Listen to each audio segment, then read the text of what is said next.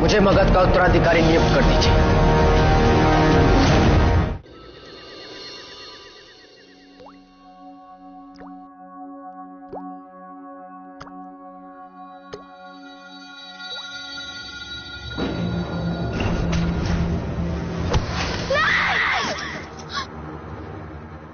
क्या हुआ? बेला, बेला, बेला, अशोक के लिए मैं बहुत भयभीत हो रही हूँ। मैं कह रही हूँ बेला, उसके प्राण संकट में, अवश्य कुछ अनर्थ होने वाला है। स्वप्न था, चिंता की बात नहीं। और अशोक का नाम मत लीजिए, कहीं महाराज ने सुन लिया तो आपको और कड़ा दंड दे देंगे। मैं क्या करूं बेला? अशोक का विचार मुझे निरंतर बहुत ही व्याकुल कर रहा है।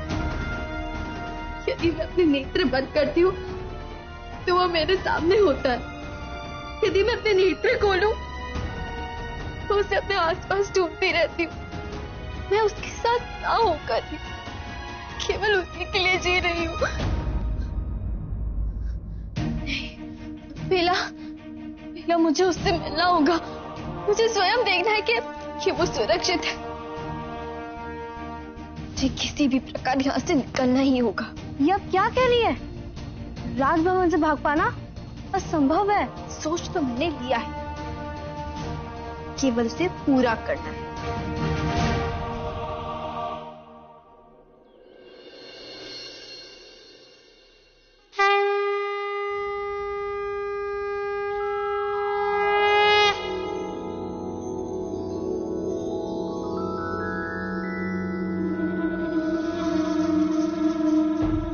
क्या तांत्रिक ने जो कहा वो सत्य होगा? यह अशोक मेरे जीवन से सदैव के लिए चला जाएगा, पर कैसे? और जब रावण के पापों का बोझ पृथ्वी से सहन नहीं हो पा रहा, तब समस्त देवताओं और ब्रह्मा जी के साथ मां पृथ्वी गौर रूप लेकर भगवान विष्णु के पास पहुंची। सबने मिलकर भगवान विष्णु की आराधना की। उनकी प्रार्थना सुनकर भगवान विष्णु ने कहा, पृथ्वी को अधर्मी राक्षसों से मुक्त कराने के लिए मैं पृथ्वी पर मानव रूप में अवतरित हूं। देवताओं ने कहा कि आप शीघ्र अवतार लीजिए प्रभु, क्योंकि असुरों का अत्याचार तो हम फिर भी सहन कर लेंगे, किंतु जो भगवान हमारे संरक्षक हैं, उनके लिए कहे गए दुर्वचन हम कैसे सहन करेंगे? उनकी निंदा हम कैसे सुनेंगे? इस पर भगवान विष्णु ने समस्त देवताओं से कहा कि जो धर्म का पालन करता है उसे न प्रशंसा का मोह होता है, न ही निंदा का भय। जिस प्रकार कमल पर जल की बूंदें नहीं ठहरती, उसी प्रकार कोई मेरे नाम को मलिन करने का जितना भी प्रयास क्यों न करे, सफल नहीं होगा। ये युद्ध अच्छाई के लिए, बुराई के विरुद्ध, धर्म के लिए, अधर्म के विरुद्ध चलता रहा और सदैव चलता रहे। वो मूर्ख है जो अच्छे व्यक्तियों के विरुद्ध षड्यंत्र रचते हैं, अनैतिक ढंग से उनका सम्मान छीन लेने का प्रयास करते हैं। जो अच्छे व्यक्ति, सदाचारी व्यक्ति झूठे प्रमाणों के आधार पर अनुचित निर्णय ले लेते हैं, उन्हें भी शीघ्र सत्य और असत्य का बोध हो ही जाएगा। न चिरं पाप कर्मणः क्रूरा लोका जुगुप्सिताः ऐश्वर्यं प्राप्य तिष्ठान्ति शीर्णमूला इव ध्रुमाः। जिनकी जड़ खोखली हो गई, वो वृक्ष जैसे अधिक समय तक खड़े नहीं रह सकते। उसी प्रकार दुष्कर्म करने वाले क्रूर व्यक्ति ऐश्वर्य को पाकर चिरकाल तक प्रतिष्ठित नहीं रह सकते।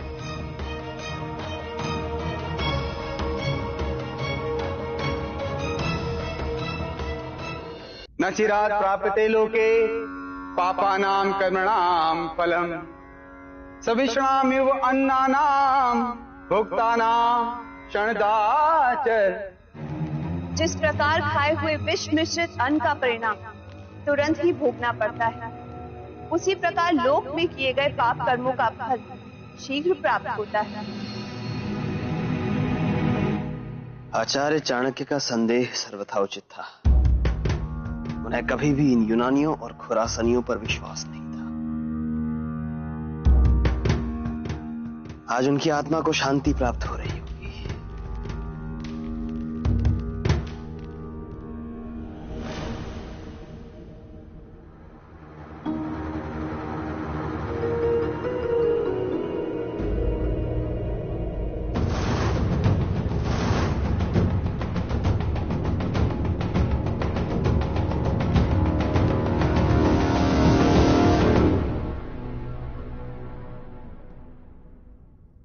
ऐसा भी क्या हो गया आचार्य, जो आपने मुझे राम कथा के बीच बुलाया?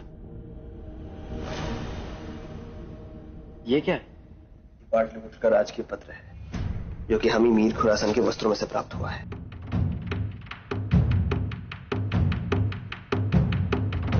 ये भाषा तो यूनानी लिखी है। अशोक, इस पत्र में उस सुरंग के विषय में सूचना दी है जिससे वो खुरासनी सैनिक अंदर आए थे।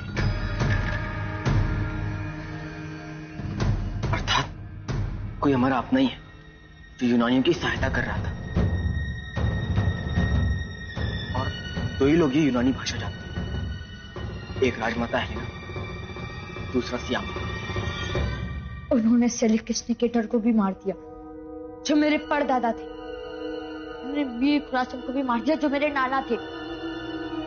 भगवान ने आपको बचाकर मुझे अनाथ होने से बचा लिया।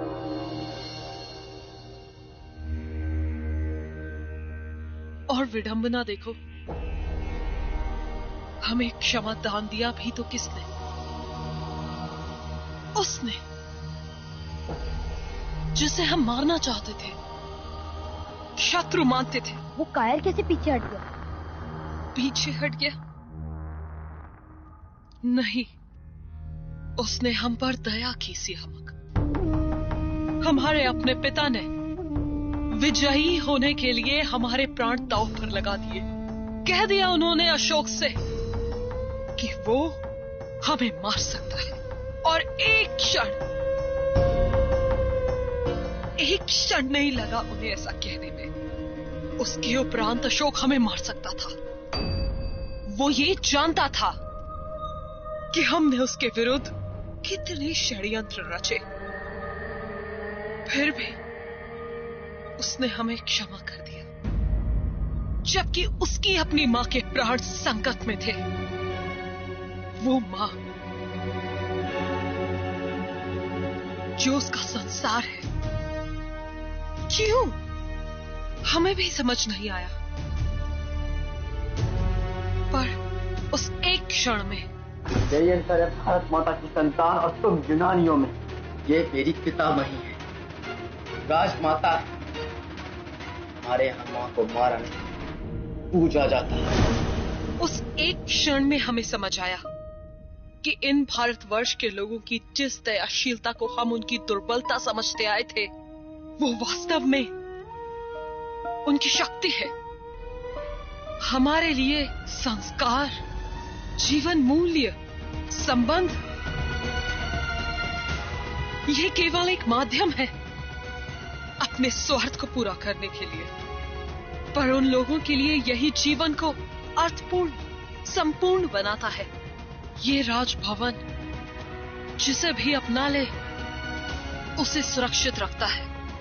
यहाँ के शिशु, स्त्रियां, पशु, पक्षी और गौ सब सुरक्षित रहते हैं। इसलिए हम कहना चाहते हैं कि यहाँ अपना स्थान स्वीकार करो अपने इस परिवार के साथ, परिवार के सदस्य बनकर। दिखावट राजमाता हेलेना की नहीं है कि राजमाता तिरछा लिखती है, और ये सियामक, ये सियामक ने लिखा, मैं पहचान सकता, राजकीय विद्यालय में देखा था।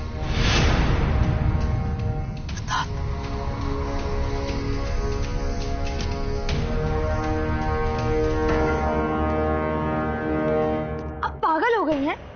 इतने दिनों से आप मुझे समझाते जा रही हैं कि वो मेरा शत्रु है, उसने मेरे साथ अन्याय किया है, और अशोक ने आपको क्षमा क्या कर दिया? आप चाहती है कि मैं ऐसे नीच लोगों के साथ रहूं? कभी नहीं, आपको कोई और विकल्प ढूंढना होगा।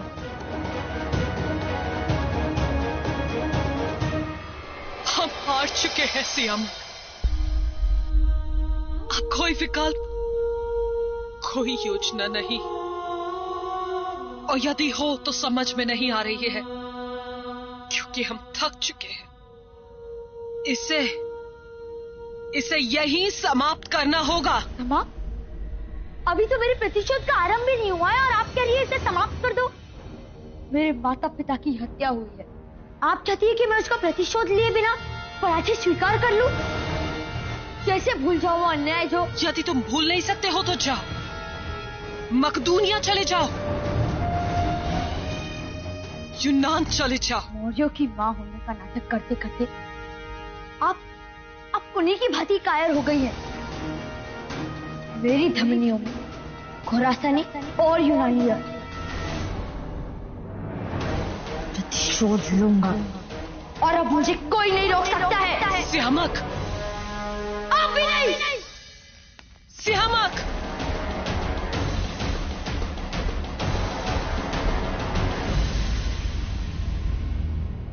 दोष तुम्हारा नहीं, तुम्हारी धमनियों में यूनानी रक्त जो है, जस्टिन का ही रक्त जो है।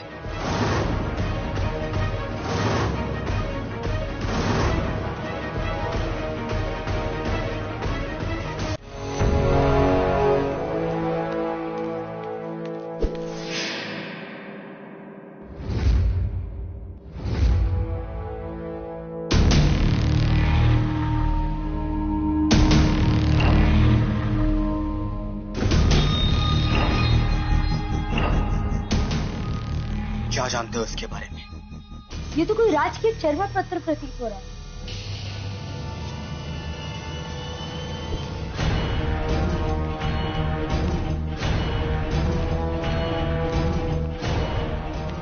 अब मैं क्या करूं?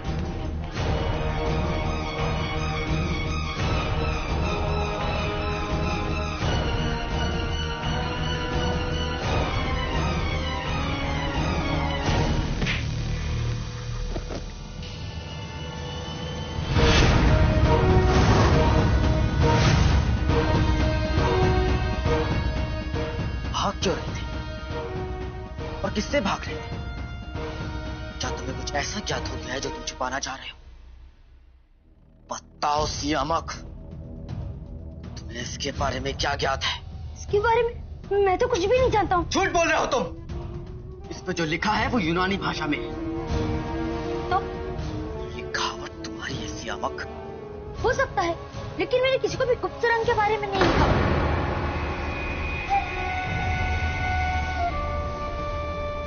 तुम्हें कैसे ज्ञात हुआ कि इसमें जो लिखा है वो गुप्त सुरंग के बारे में? मैंने तुमसे कुछ कहा नहीं। बोलो सियामक।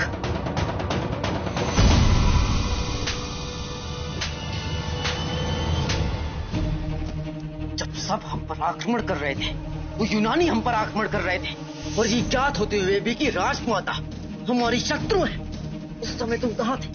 राजमाता के साथ उन खुरासानी, उन यूनानियों का साथ दे रहे थे। क्यों?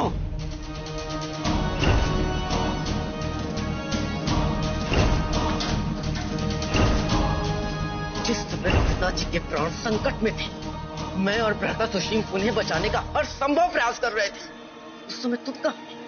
हाँ, उन शत्रुओं के साथ यही कामना कर रहे थे ना कि पिताजी ना बचे। सियामक वो व्यक्ति जिसने तुम पर इतनी दया दिखाई, तुम्हारे नाना, तुम्हारे माता के द्वारा किए गए विश्वासघात के पश्चात भी, और तुम उनके साथ थे, ये जानते हुए भी उन्होंने तुम्हें क्षमा कर दिया। उस पिता के लिए मृत्यु की कामना कैसे कर सकते हो सियामक? कैसे और किस लिए? सिंहासन के लिए। राजा सुशीम का लोभ एक क्षण के लिए समझ में आता है कि वो ज्येष्ठ पुत्र है, पर तुम में सिंहासन के लोभ का क्या कारण है? हाँ, मैंने सोचा था कि तुम औरों से भिन्न हो, पर तुम तो मौर्य वंश पर बहुत बड़ा कलंक हो सियामक, बहुत बड़ा कलंक, जो सिंहासन के लिए अपने पिता की हत्या के षड्यंत्र में सम्मिलित था।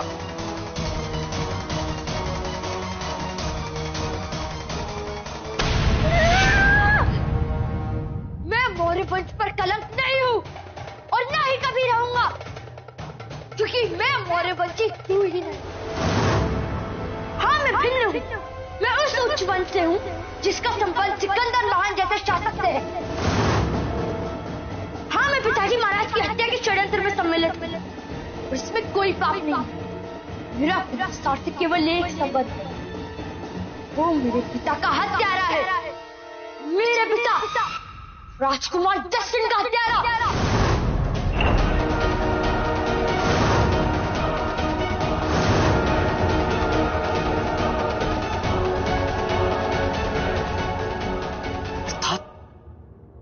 जो कुछ भी मैंने राजमाता के मुख से सुना वो सत्य है। बिल्कुल सत्य है, और ये भी सत्य है कि ये सब मैंने किया, क्योंकि मेरे पास और कोई उपाय नहीं था। कब तक पक्षपात सहता रहता, कब तक अन्याय सहता रहता।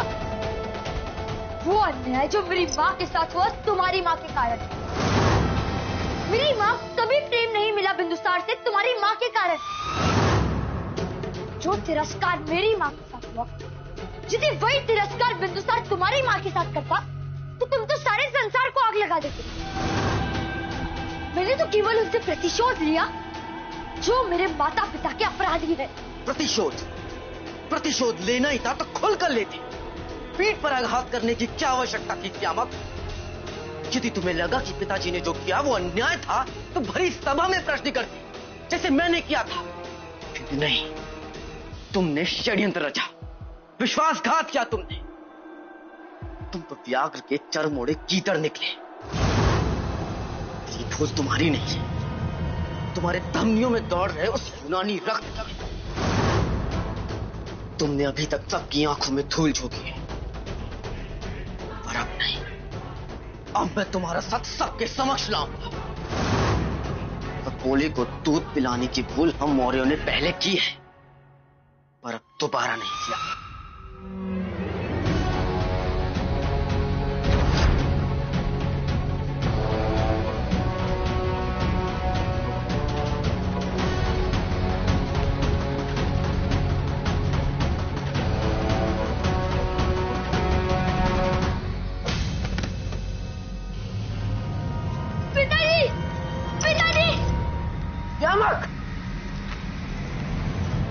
प्रथम अध्याय समाप्त।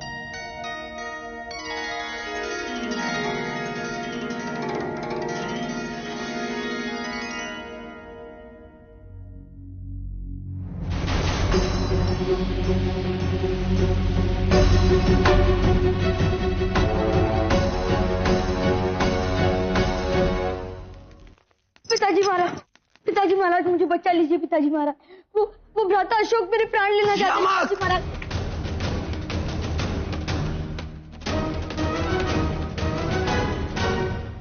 क्रोधः प्राणहरो शत्रुः, क्रोधो मित्रमुखो रिपुः, क्रोधो शिरमहातीक्ष्णः, सर्वं क्रोधो अपकर्षति। श्री राम ने उस महातेजस्वी श्रेष्ठ ब्राह्मण से कहा कि क्रोध वो प्राणहारी शत्रु जो मित्र का मुख लिए आता है, पर होता नहीं। क्रोध एक अत्यंत तीखी तलवार है जो सारे सद्गुणों को खींच लेती है और सद्गुणों से वंचित जीवन विनाश को आमंत्रित करता है। ये क्या नया नाटक है? नाटक नहीं पिताजी, नाटक पर से आवरण हटा रहा। मगध के उन शत्रुओं का सत्य जो अभी तक हमें मित्र प्रतीत होते थे। प्रत्येक शुभ कार्य में बाधा बनना स्वभाव हो गया है तुम्हारा। नहीं पिताजी, हर शुभ से अशुभ को दूर करने का दायित्व अभी पूरा नहीं हुआ। इसके विषय में बात कर रहे। आपको मुझ पर तो विश्वास होगा नहीं पिताजी, पर भ्राता सुशीम पे तो है। स्मरण करिए उन्होंने क्या कहा था कि कोई हम में से ही है जिसने उन शत्रुओं की सहायता की और उस भूमिगत सुरंग के बारे में सूचना थी जिससे वो राजभवन प्रवेश करे। उन्होंने सत्य कहा था पिताजी। ये देखिए, यह है वो राज के पत्र जिसके माध्यम से यूनानियों को यह सूचना प्राप्त हुई कि वो सुरंग कहाँ है। ये मीर खुरासन के वस्त्रों में पाया गया।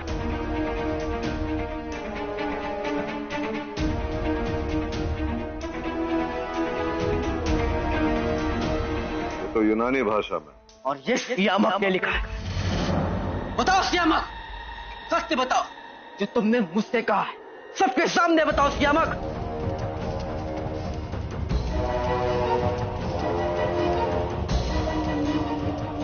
बताओ सियामक, सबको सत्य बताओ। हाँ पिताजी महाराज, ये मैंने ही लिखा है।